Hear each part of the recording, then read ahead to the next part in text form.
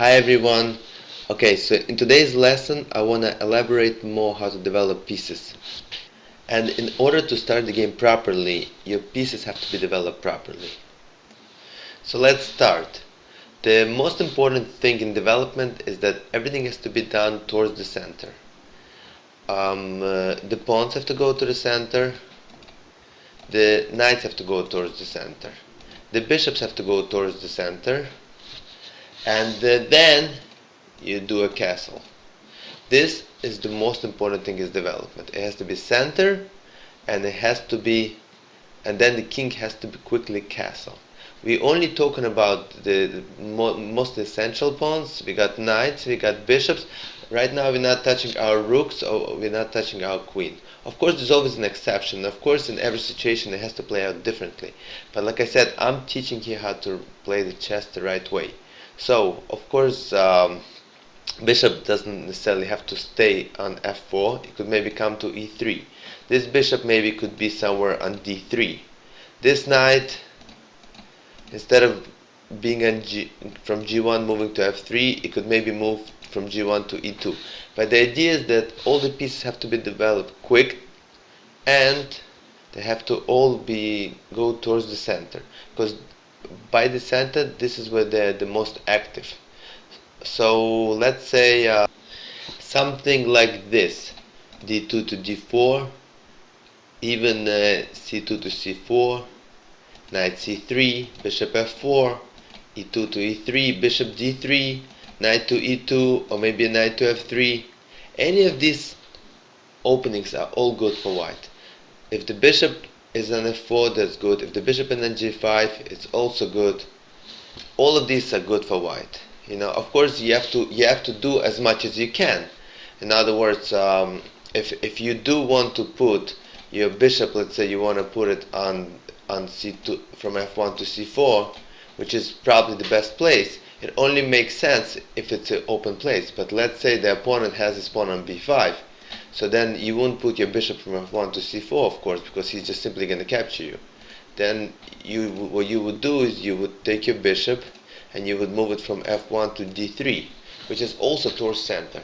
But the idea is to get developed. And next thing what I want to talk about is how you develop. The development has to be done as soon as you can. You do not waste any time. What do I mean? Let me show you what I mean.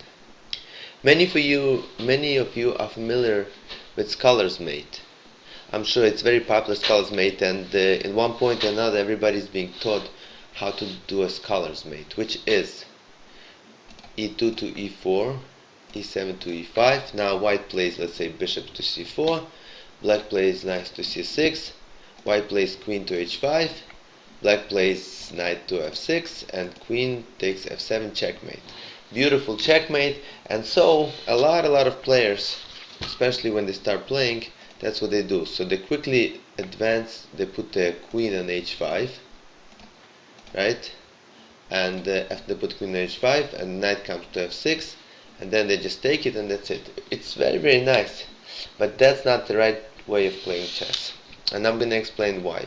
As a matter of fact, I do find much easier time teaching somebody who is not that good at chess versus someone who already thinks he knows how to play, because then I have to start and do it all over. So the Scholar's Mate, I'm very against Scholar's Mate. As a matter of fact, it is totally against chess theory. Now let me show you what's gonna happen. Okay, so we're back to starting position.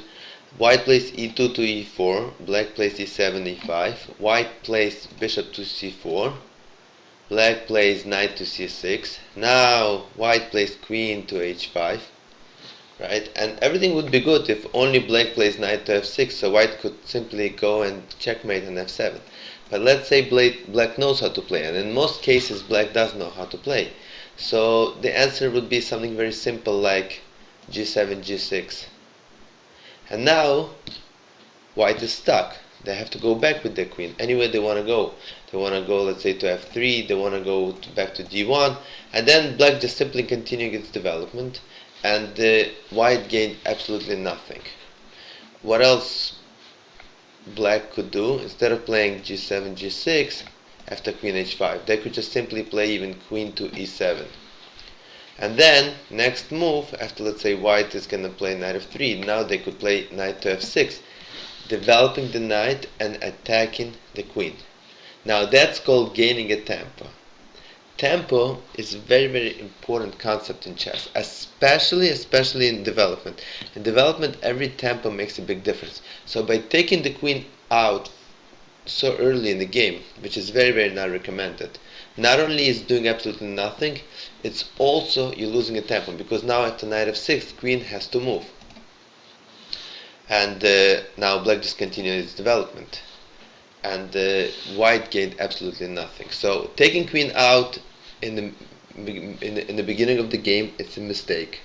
Of course, there's always going to be an exception. Everything has an exception, but I'm teaching the right way how to play the basics of chess. So taking the queen out is a big mistake, and also trying to do some kind of a scholar's mate or something.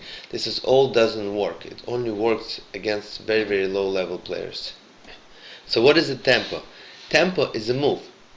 Every single move, especially in the beginning of the game, could make a huge difference. Sometimes at certain stages of the game, tempo doesn't really matter so much, but especially in the opening stages, the tempo makes a huge difference.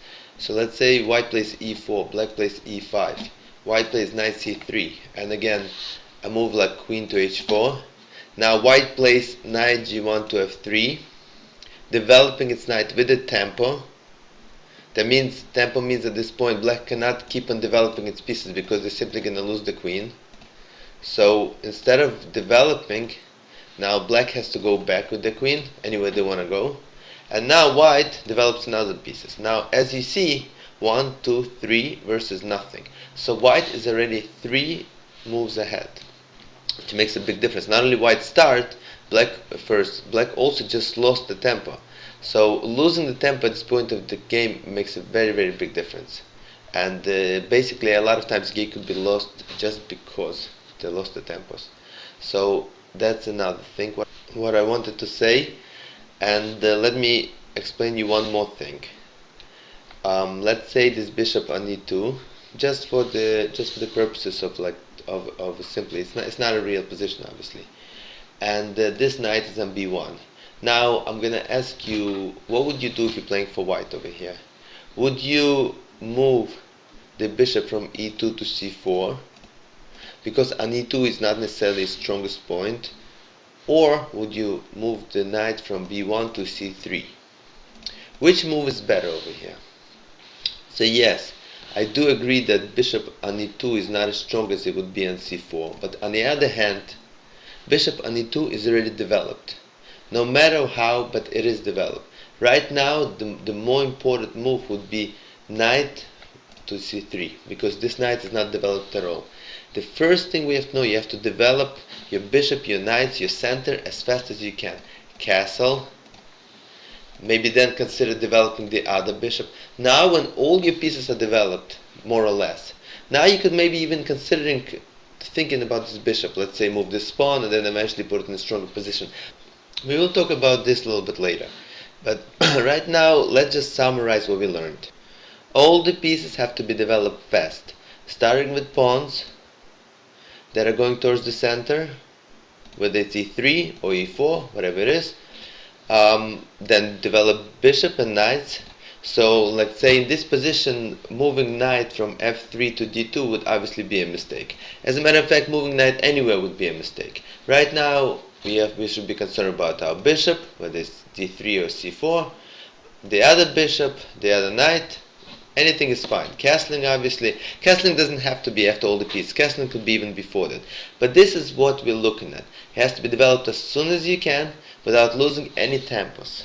So moving queen out is also a mistake. Queen does not belong out, besides that it loses a lot of tempos.